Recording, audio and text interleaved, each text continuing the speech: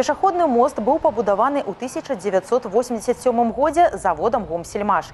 Вытрымаў больш за 35 гадоў эксплуатацыі, але час пакінуў на ім свой след. Увосень мінулага года аб'ект закрылі на рэканструкцыю. Цяпер абнаўленне цалкам завершана.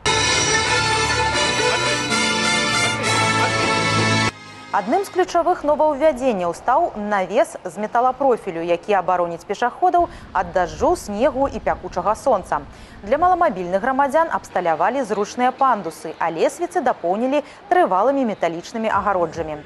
Таксама з'явілася сучасная сістэма асвятлення, якая зробіць перамяшчэнне па мосце камфортным у любы час сутак. Новую артэрыю гамельчане ўжо ацанілі. Стан галоўных транспартных артэрый Гомеля заўсёды пад пільнай увагай. Пасля свята пачнецца рэканструкцыя пешаходнага моста праз раку Сож. Яго працягласць складае 243 метра, а год адкрыцця 1969.